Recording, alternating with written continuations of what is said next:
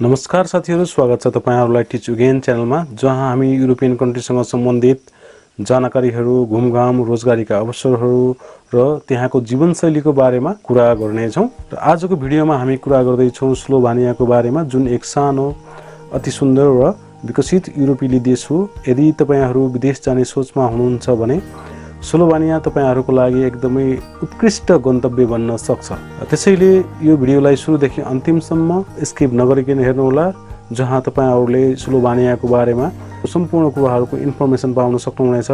यहाँको चाहिँ visa ratio कस्तो छ, कसरी प्रोसेस गर्ने, लगानी कति लाग्छ जाँदाखेरि र यहाँको स्यालेरी कति हुन्छ, भिसाको रेसियो कस्तो छ, कति टाइम लाग्छ भिसा लाग्नको लागि, भिएफएक्स गर्न नेपालबाटै हुन्छ या इन्डिया जानुपर्छ, यी सम्पूर्ण कुराहरु चाहिँ यो भिडियोमा रहेर बताउने छु। त्यसैले साथीहरु, अझै पनि यो च्यानललाई सब्स्क्राइब गर्नुभएको छैन भने प्लिज तल रहेको सब्स्क्राइब बटनमा क्लिक गरेर यो च्यानललाई सब्स्क्राइब गर्नुहोला। त्यस्तै गरेर तलको बेल आइकनमा प्रेस गरेर अल नोटिफिकेसनमा चाहिँ क्लिक गर्नुहोला। स्लोभानिया दक्षिण मध्य युरोपमा अवस्थित छ र यो देशको सिमाना इटाली, अस्ट्रिया, हंगेरी र क्रोएसियासँग जोडिएको छ र यो देशको राजधानी ल्युब्लाना हो र यो सिटी त्यहाँको सबैभन्दा ठूलो सिटीमा पनि पर्ने गर्दछ र त्यस्तै गरी यो एकदमै विकसित, सुन्दर र यहाँ अन्यत्र सिटीहरुमा भन्दा जनघनत्व पनि अलिकति बढी रहेको छ। त्यसै गरी स्लोभानियाको कुल क्षेत्रफल 20,171 वर्ग किलोमिटर रहेको छ। यो क्षेत्र नेपालको सोलुखुम्बु जिल्लाको जत्रै हो है त।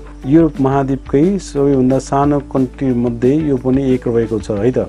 त्यसै नेपालको एउटा जिल्ला जत्रै रहेको छ भनेपछि तपाई आफै बुझ्न सक्नुहुन्छ यो कन्ट्री कति सानो रहेको छ। स्लोभानियाको जनसंख्या लगभग 21 लाख रहेको छ। यहाँको नेशनल भाषा भनेको स्लोभानियन नै हो र यहाँ अन्य भाषामा चाहिँ जर्मन र इटालियन भाषा पनि बोलिने गरिन्छ र त्यस्तै गरी अंग्रेजी भाषा पनि त्यहाँ बोलिने गरिन्छ। यदि तपाईहरु त्यहाँ जाने प्लानमा हुनुहुन्छ भने कम्युनिकेसनको लागि, त्यहाँ बातचितको लागि तपाईहरुलाई कुनै असहज महसुस हुँदैन।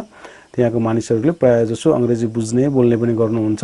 त्यस्तै गरी साथीहरु, अब कुरा गरौं धर्मको। यहाँ 77.8% ईसाई धर्म मान्ने मान्छेहरु बस्नुहुन्छ, क्रिश्चियन धर्मावलम्बीहरु बस्नुहुन्छ र त्यस्तै गरी 18.3% मानिसहरु नास्तिक या कुनै पनि धर्म नमान्ने मान्छेहरु बस्नुहुन्छ भने 3.9% मान्छेहरु चाहिँ अन्य धर्म मान्ने, जस्तै हिन्दू भयो, बौद्धिस्ट भयो, मुस्लिम धर्म मान्ने मान्छेहरु भयो। यो देशको नागरिकको प्रति व्यक्ति एभरेजमा वर्षभरिको इन्कम $35,332 रहेको छ, जुन नेपालीमा क्याल्कुलेसन गर्ने हो भने 48 लाख हुन आउँछ। चलन चल्तीमा रहेको मुद्रा, यहाँ चलन चल्तीमा रहेको मुद्रा युरो नै हो, त्यहाँ युरो नै चल्ने गर्दछ। त्यस्तै मितिको ढाँचा चाहिँ पहिला डे, मन्थ अनि इयर हुने गर्दछ। त्यस्तै गरी यहाँको कलिङ कोड रहेको छ +386। यहाँको सरकारको प्रकार चाहिँ संसदीय लोकतान्त्रिक गणतन्त्रात्मक सरकार रहेको छ यहाँ, जस्तै सेम नेपालको है त। यहाँ चाहिँ राष्ट्रपति त राखिने गर्दछ, तर एउटा चाहिँ फर्मालिटीको लागि मात्र, र सम्पूर्ण अधिकारहरु चाहिँ प्रधानमन्त्रीलाई नै हुने गर्दछ है। र हाल यहाँका राष्ट्रपति रहेका छन् नतासा पिरिक मुसार, र त्यस्तै गरी यहाँको प्रधानमन्त्रीको नाम रहेको छ रोबर्ट गोलोब है त। र अब कुरा गरौं यहाँको प्राकृतिक सौन्दर्यताको। स्लोभानियालाई युरोपकै हिडन गेम पनि भन्ने गरिन्छ र यहाँ हरियाली जंगलहरु, शान्त तालहरु, गुफाहरु, हिमाल र समुद्री किनाराहरु, अत्यन्त सुन्दर समुद्री किनाराहरु पनि रहेका छन्। लेक ब्लिड पोस्टकार्डमा जस्तै देखिने ताल र एकदमै चर्चामा रहेको ताल पनि रहेको छ या टापु रहेको छ है त। ट्राइग्लाब नेशनल पार्क, हिमाल चढ्न रुचाउने या ट्रेकिङ गर्न रुचाउने हरुका लागि यो चाहिँ स्वर्ग नै भनिन्छ है त। यसलाई यो यति सुन्दर छ। पुस्टोन्जा क्याभ है, यो युरोपकै सबैभन्दा प्रसिद्ध गुफा रहेको छ। पिरान सिटी, यो समुद्रमा बसेको एकदमै अति सुन्दर र ऐतिहासिक, युरोपकै ऐतिहासिक शहर हो, जुन एकदमै आकर्षित र सुन्दर पनि रहेको छ। स्लोभानियामा शिक्षा निशुल्क रहेको छ। विशेष गरी युरोपियन युनियन भित्र आबद्ध भएका नागरिकहरु या युरोपियन युनियन भित्र बस्ने नागरिकहरुका लागि शिक्षा चाहिँ निशुल्क रहेको छ भने विदेशी विद्यार्थीहरुको लागि यदि तपाईहरु यहाँबाट हाम्रो नेपाल या इन्डियाबाट पढ्न जानुहुन्छ, एजुकेसनको लागि जानुहुन्छ भने पनि अन्यत्र युरोपियन कन्ट्रीहरुको भन्दा यहाँ अलिकति सस्तो रहेको छ। स्वास्थ्य सेवा पनि अत्याधुनिक र गुणस्तरीय रहेको छ। यहाँको स्वास्थ्य सेवा युरोपकै एकदमै उत्कृष्ट स्वास्थ्य सेवा मध्ये पर्दछ है त। अब कुरा गरौं रोजगारीका अवसरहरू। हाल स्लोभानियामा कृषि, निर्माण, होटल तथा पर्यटन र घरेलु काममा कामदारहरूको माग बढ्दो छ र यदि तपाईहरु दक्ष कामदार हुनुहुन्छ, स्किल वर्कर हुनुहुन्छ या नन स्किल वर्कर हुनुहुन्छ भने पनि तपाईहरुलाई चाहिँ रोजगारीको राम्रो अवसर रहेको छ या सम्भावना रहेको छ यो कन्ट्रीमा। यहाँ हाल वर्क परमिट प्रणाली सहज बन्दै गएको छ वैदेशिक कामदारहरूको लागि र साथीहरु केही एजेन्सीहरु या मेनपावरहरु मार्फत तपाईहरु चाहिँ लिगल तरिकाले चाहिँ यहाँ जान सक्नुहुनेछ। स्लोभानियाको जीवनशैली एकदमै शान्त, सुरक्षित र संगठित रहेको छ। यहाँको वातावरण स्वच्छ छ, ट्राफिक नियम कडा छ र यहाँका नागरिकहरू एकदमै अनुशासित रहेका छन् है त। त्यस्तैगरी घर भाडाको कुरा गर्नुपर्दा साथीहरु यहाँको ग्रामीण इलाकाहरुमा चाहिँ घर भाडा निकै सस्तो रहेको छ भने सिटी एरियामा पनि अन्यत्र युरोपियन कन्ट्रीहरुको दाँजोमा अलिक सस्तो रहेको छ है। अब कुरा गरौँ साथीहरु यहाँको रोचक तथ्यको बारेमा है त। स्लोभानियामा लगभग 10,000 भन्दा बढी गुफाहरू रहेका छन् है। एकदमै आकर्षित गुफाहरू रहेका छन्। तपाईहरु आफै विचार गर्नुहोस्, स्लोभानिया भनेको नेपालको एउटा स्टेट जत्रै छ तर यहाँ रहेका छन् 10,000 भन्दा बढी गुफाहरू र देशमा प्रति व्यक्ति हरियालीको अनुपात धेरै छ र यहाँका मानिसहरू पढाइ, खेलकुद र सांगीतिक गतिविधिहरूमा धेरै सक्रिय हुने गर्दछन्। यो कन्ट्रीले युरोपको ग्रीन डेस्टिनेसन अवार्ड पनि पाएको छ है त। र साथीहरु यो देशमा अत्याधिक मौरी पालन गरिने गर्दछ र यो देशको मानिसहरूले त्यहाँको प्रत्येक परिकारहरूमा महलाई मिक्स गरेकै हुन्छन् या उनीहरूले चाहिँ मह खाने गर्दछन् अत्याधिक बढी मात्रामा है त। अब कुरा गरौँ मेन टपिक तर्फ साथीहरु। अब यहाँ तपाईहरुलाई जिज्ञासा लाग्ला, तपाईहरुले यहाँको यो चाहिँ कन्ट्रीको भिडियोहरु पनि देख्नुभयो है, अति नै सुन्दर छ र हाम्रो चाहिँ एकदमै राम्रो यो काम अथवा चाहिँ गन्तव्य पनि हुन सक्छ कामको रोजगारको लागि है। र हजुरहरुको मनमा अवश्य नै जिज्ञासा लाग्यो होला यहाँ जाने प्रोसेस के त, कसरी जान सकिन्छ भनेर है त। यो पनि म तपाईहरुलाई सरल भन्ने छु, स्किप नगरिकन हेर्नु होला है। स्लोभानियाको प्रोसेस के हो त भनेको सबभन्दा पहिला चाहिँ सर्वप्रथम तपाईले स्लोभानियामा रहेको कुनै पनि कम्पनी या रोजगारदाता बाट जब अफर लेटर प्राप्त गर्नु अनिवार्य छ है त, पाउनु अनिवार्य छ। यो तपाईले चाहिँ तपाई आफै पनि गर्न सक्नुहुनेछ या चाहिँ कुनै एजेन्सी थ्रु पनि तपाईहरुले गर्न सक्नुहुन्छ या मेन पावर थ्रु पनि तपाईहरुले चाहिँ अप्लाई गर्न सक्नुहुनेछ। तपाईको आफ्नो सिप र तपाईको योग्यता अनुसार अनलाइन जस्तै अनलाइनबाट पनि तपाईहरुले चाहिँ यो जब सर्च गर्न सक्नुहुनेछ। यदि तपाईहरु इंग्लिशमा वेल ट्यालेन्टेड हुनुहुन्छ, तपाई स्किल वर्कर हो भने देखि चाहिँ तपाईले आफैले अनलाइनमा मैले यहाँ वेबसाइट याको लिंक पनि दिएको छु तल मेरो डिस्क्रिप्सनमा भिडियोको है, र यहाँ पनि मैले स्क्रिनमा तपाईहरुलाई राखिदिने छु। यो चाहिँ वेबसाइटमा गएर तपाईहरुले आफै जब सर्च गरेर त्यहाँको रोजगारदाता कम्पनीसँग अफर लेटर लिन सक्नुहुनेछ। यदि तपाई स्किल वर्कर हुनुहुन्छ र चाहिँ वेल ट्यालेन्टेड हुनुहुन्छ इंग्लिशमा भनेदेखि चाहिँ तपाईलाई इजी हुनेछ है त। वा तपाईले यदि तपाईलाई चाहिँ यो आउँदैन, अनलाइन थ्रु तपाईले गर्न जान्नु हुँदैन भने तपाई एजेन्सी थ्रु पनि एजेन्ट भरपर्दो एजेन्ट थ्रु या मेन पावर थ्रु पनि तपाईहरुले चाहिँ अप्लाई गर्न सक्नुहुनेछ स्लोभानियामा है। तपाईले अब जब अफर लेटर पाउनु भयो भनेपछि अब वर्क परमिटको लागि आवेदन दिनुपर्छ है त। त्यसको लागि तपाईको रोजगारदाता कम्पनी जुन कम्पनीले तपाईलाई चाहिँ जब अफर लेटर दियो त्यो कम्पनीले त्यहाँको नगरपालिकामा गएर तपाईको वर्क परमिट र रेसिडेन्ट परमिटको लागि एप्लाई गर्नेछ है त। एप्लाई गर्नेछ। यो प्रक्रिया टोटल्ली स्लोभानियाबाट नै प्रोसेस हुनुपर्ने छ। स्लोभानियामा नै प्रोसेस हुने गर्दछ। तपाईको इम्प्लोयरले नै यो प्रोसेस गर्नेछ र यो प्रोसेस भइसक्यो, तपाईको वर्क परमिट पनि आइसक्यो। यो वर्क परमिट आइसकेपछि अब नेक्स्ट प्रोसेस के त भन्दाखेरि अब तपाईहरु के हुनु पर्यो त भन्दाखेरि VFS फेस हुनु पर्यो है त। र यो स्लोभानियाको एम्बेसी नेपालमा छैन है। यहाँ चाहिँ तपाईहरु डाइरेक्ट एम्बेसी मा जानुपर्छ। VFX सेन्टरहरु छैन यसको। तपाईहरु डाइरेक्ट फेस हुनु पर्यो कहाँ त भन्दा हामी जानु पर्यो न्यू दिल्लीमा। न्यू दिल्लीमा तपाईहरु जानुपर्छ यो यसको VFX को लागि सम्पूर्ण डकुमेन्टहरु लिएर। अब यो तपाईको वर्क परमिट आइसक्यो, आइसकेपछि तपाई VFX फेस गर्न कहाँ जानु पर्यो त भन्दाखेरि इन्डियाको न्यू दिल्ली एम्बेसीमा जानु पर्यो है त।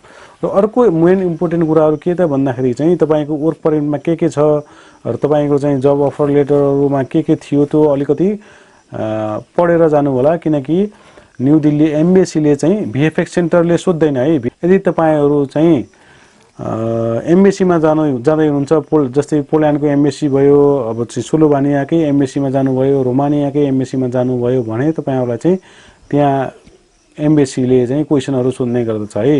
यदि उहाँले चाहिँ इन्टरभ्यु लिँदाखेरि तपाईहरुलाई चाहिँ फेक जस्तो लाग्यो या तपाईहरु अनलकी हुनुहुन्छ या बोल्न हिचकिचाउनु भयो, बोल्न सक्नु भएन भने तपाईको भिजा रिजेक्सन हुने चान्स छ। त्यसैले बी प्रिपेयर है त। जानुभन्दा पहिला तपाईहरुले के चाहिँ पढ्नु पर्यो, धेरै तपाईहरु आत्तिनु पर्दैन। यो बेसिक कुराहरु सोध्छ तपाईहरुलाई है, तपाईको कम्पनीको बारेमा, तपाईको नाम, तपाईको चाहिँ ब्याकग्राउन्डको बारेमा हल्का सोध्छ र त्यहाँ जाने कम्पनीको नाम, एड्रेसहरु, यस्तै नर्मल कुराहरु सोध्ने गर्दछ है त। यो चाहिँ तपाईहरुले जान्नु पर्ने छ। यो जुन कुराहरु तपाईको वर्क परमिट र केमा हुन्छ त भन्दा अफर लेटरहरुमा हुन्छ, त्यो तपाईहरुले चाहिँ पढेर जानु होला है त। तपाईहरुले के डकुमेन्टहरु, कागजातहरु लानुपर्छ त्यो पनि म तपाईहरुलाई वन बाइ वन भनिदिने छु, तपाईहरुले नोट गर्नु होला है त। जुन कुराहरु म तपाईहरुलाई मेरो फेसबुक पेजमा पनि राखिदिने छु, त्यहाँ गएर पनि टिच अगेन अफिसियल भन्ने फेसबुक पेज पनि तपाईहरुले फलो गर्न सक्नुहुनेछ है। र नम्बर 1 तपाईहरुलाई के चाहिन्छ त भन्दा पासपोर्ट चाहिन्छ, जुन 6 महिना पासपोर्टको एक्सपायरी हुनुभन्दा 6 महिना पहिलेको चाहिँ पासपोर्ट चाहिन्छ है। यहाँको नियम अनुसार 6 महिना बाँकी हुनुपर्दछ, तर तपाईहरुले के गर्नु पर्यो भन्दाखेरि 1 या 2 वर्ष चाहिँ को म्याद भएको पासपोर्ट राख्नुभयो भने बेटर हुनेछ, किनकि यो प्रोसेस गर्दा गर्दै 3-4 महिना 5-7 महिना लाग्न सक्छ। त्यसैले तपाईको प्रोसेस गर्ने क्रममै पासपोर्ट चाहिँ एक्सपायर हुन पनि सक्छ। Be careful. त्यसैले तपाईहरुले के गर्नु होला भन्दा यहाँको रुल अनुसार 6 महिना बाँकी हुनुपर्दछ, तर मेरो तपाईहरुलाई सजेसन के त भन्दाखेरि मिनिमम 1.5 या 2 वर्षको चाहिँ टाइम राख्नु होला है त यो पासपोर्ट एक्सपायरीको। र अर्को रहेको छ साथीहरु वर्क परमिटको कपी, त्यो त भन्नै पर्दैन, तपाईहरुले चाहिँ नेसेसरी नै हो त लानु पर्ने छ वर्क परमिटको कपी है। र थर्ड चाहिँ जब अफर लेटर। र फोर्थमा आयो आवेदन फारम है, भिसा एप्लिकेसन फर्म। यो पनि नेसेसरी कुराहरु मैले भन्दै छु है त। र अर्को 5 नम्बरमा रहेको छ हालसालै खिचिएको 2 प्रति फोटो है। युरोपियन स्ट्यान्डर्डको हालसालै खिचिएको 2 प्रति फोटो पनि तपाईहरुले लानु पर्ने छ। त्यस्तै गरी अर्को रहेछ भिसा शुल्क है, त्यहाँ लाग्ने मिनिमम चार्ज पनि तपाईहरुले लानु पर्ने छ। र अर्को रहेको छ यात्री बीमा है त।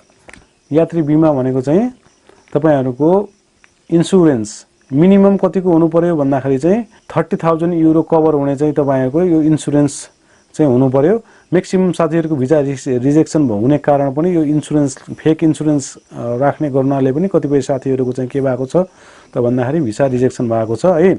एकोमोडेसन प्रुफ इन स्लोभानिया है, त्यहाँको अब यो प्रोसेसहरु तपाईहरुलाई त्यहाँ उताबाट तपाईको कम्पनी रोजगारदाता कम्पनीले नै गर्दिनेछ, तर यो डकुमेन्टहरु तपाईले नबिर्सिकन साथमा लिएर जानु पर्ने छ है त। र अर्को रहेको छ तपाईको फ्लाइट बुकिङ प्रमाण या ट्राभल टिकट पनि लानु पर्यो। र अर्को रहेको छ police report, police clearance report पनि तपाईहरुले लानु पर्यो। र शैक्षिक प्रमाणपत्र र अनुभव प्रमाणपत्रहरु भनेको चाहिँ तपाईहरुको एजुकेसन सर्टिफिकेट, र यदि तपाईहरुसँग केही कुराको अनुभव छ भने वर्क एक्सपिरियन्स लेटर पनि तपाईहरु लिएर जान सक्नुहुनेछ है त। र अर्को कुरा अब मैले भनिहाले शुल्क त पैसा त लिएर जाने भिसाको लागि है, तर कति लाने भन्ने कुराहरु कतिपय साथीहरुको मनमा जिज्ञासा लाग्न सक्छ। डी टाइप भिसाको लागि लगभग 77 युरो लानु पर्ने छ है।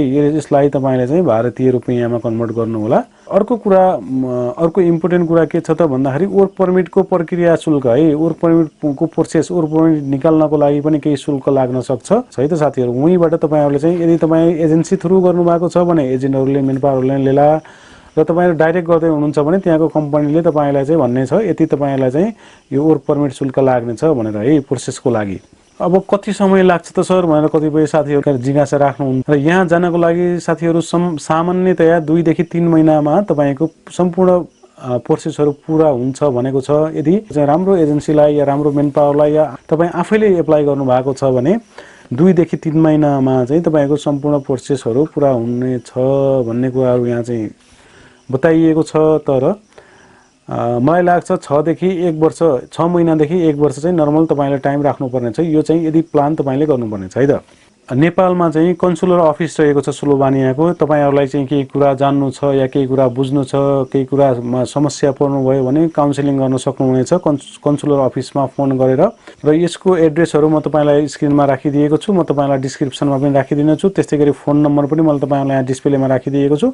तपाईले केही बुझ्न चाहनुहुन्छ भने पनि डाइरेक्ट तपाईले कन्सुलर अफिसमा फोन गरेर बुझ्न सक्नुहुनेछ, या तपाईले अलरेडी प्रोसेस गर्नु भएको छ र कुनै समस्यामा पर्नु भएको छ भने पनि तपाईले कल गरेर बुझ्न सक्नुहुनेछ। यो भनेको एउटा चाहिँ आधिकारिक वे हो है।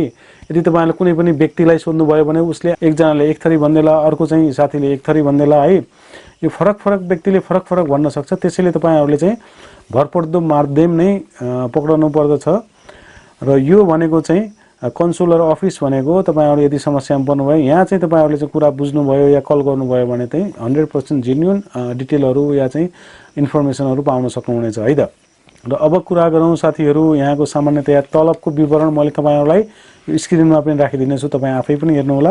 यहाँ तलब अब सेलेरी कति हुन्छ त sir, basic salary normal salary यहाँ कति हुन्छ त सर भनेर भन्नु जिज्ञासा लाग्न सक्छ। कामको प्रकृति, तपाईको पोजिसन र तपाई स्किल या नन स्किलहरुको त्यसमा पनि फरक पर्दछ साथीहरु। अब यहाँ कामको प्रकार त्यस्तै गरी औसत मासिक सेलेरी र नेपाली रुपैयाँमा करिब कति हुन्छ त भनेर मैले त्यहाँ क्याटेगोरी 3टा क्याटेगोरी छुटाएको छु, तपाईले डिस्प्लेमा पनि देख्न सक्नुहुनेछ। 16 भने यहाँको वर्क भिसा रेशियो नेपाल या इन्डियाबाट कति रहेको छ त भन्ने कुराहरु है त। र यहाँ चाहिँ तपाईहरु देख्न सक्नुहुनेछ स्क्रिनमा 2022 मा 30 देखि 40% मात्र भिसा सक्सेस रेशियो थियो। यो कारण किन त भन्दा धेरै नकारात्मक निर्णयहरु, डकुमेन्टहरु अपुरो र फेक भएको कारणले गर्दा 2023 मा चाहिँ अलि बेटर रहेको छ। 50 देखि 60% 2024 देखि हालसम्म 2025 सम्म 60 देखि 70% भिसा रेशियो सक्सेस या भिसा सक्सेस भएको छ। यो कारण के त भन्दाखेरि साथीहरु यहाँ के छ त, अब तपाईहरुले बुझ्नुपर्ने कुरा ओहो अब अहिले पनि जस्तै 60-70% भिसा रेशियो सक्सेस छ भनेदेखि 30-40% त अझै रिजेक्सन छ भन्ने कुराहरु तपाईलाई लाग्ला है।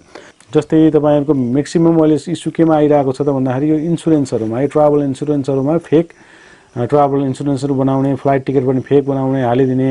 यदि तपाईहरुले चाहिँ राम्रो एजेन्सीलाई पक्रेर या चाहिँ राम्रो डकुमेन्टहरु पेश गर्नु भएको छ, जेन्युइन डकुमेन्टहरु पेश गर्नु भएको छ भने तपाईको भिसा रेशियो भिसा लाग्ने चान्स चाहिँ 100 मा 100% छ। यो तपाईहरु ढुक्क रहनु होला है त।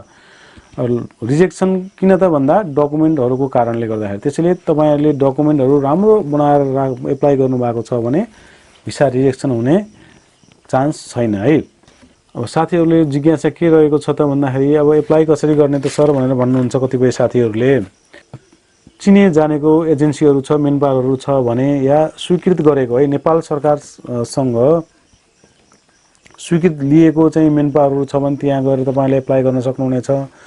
र यदि तपाईहरुको कोही साथीहरुलाई पठाइदिइसक्नु भएको छ कुनै एजेन्सीले या चाहिँ एजेन्टहरुले भनेदेखि उहाँ थ्रु पनि तपाईहरु एप्लाई गर्न सक्नुहुनेछ, ताकि उहाँहरु विश्वासिलो हुनु पर्यो, तपाईले चिने जानेको हुनु पर्यो। यदि तपाईले पैसा लगाउँदै हुनुहुन्छ भने त्यो पैसा फस्नु भएन है त। यो थ्रुबाट तपाईहरु जान सक्नुहुन्छ। र यो भिडियोमा तपाईहरुले चाहिँ कमेन्टमा तल देख्नु होला जति पनि केही साथीहरु अलरेडी त्यहाँ गइसक्नु भएको छ नेपाली साथीहरु, मैले उहाँहरुको भिडियो पनि हेरेको थिएँ र केही इन्फर्मेसनहरु उहाँहरुबाट पनि मैले लिएको थिएँ। त्यसैले तपाईहरु वहाँ गइसकेको साथीसँग पनि कन्ट्याक्ट गर्न सक्नुहुनेछ। कतिपय साथीहरुले मेरो भिडियोको तल पनि कमेन्टहरु गर्नुहुन्छ, वहाँ गइसकेको साथीहरुले उहाँहरुसँग पनि तपाईहरुले इन्टर्याक्ट गर्नु होला, मद्दत मिल्नेछ। र अब अर्को कुरा रहेको छ साथीहरु, अब लगानी कति लाग्छ त सर भनेर सोध्नुहुन्छ कतिपय साथीहरुले है त्यहाँ जानको लागि।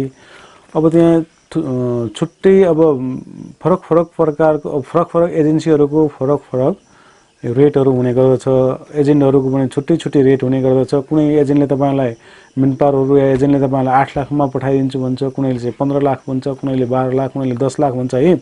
यो भनेको तपाईले चाहिँ उहाँहरुसित बार्गेनिङ गर्ने हो। विश्वासिलो भयो या तपाईले प्रोसेस गर्न जान्दै हुनुहुन्छ र 100% पक्का भयो भनेदेखि तपाईले चाहिँ आफै डिल गर्ने हो है त। 8 देखि 12 लाख सम्म यहाँ चाहिँ साथीहरुले गएको साथीहरु तिर्नु भएको छ र यति लाग्छ है साथीहरु कुनै पनि युरोपियन कन्ट्रीहरुमा जाँदै हुनुहुन्छ भने।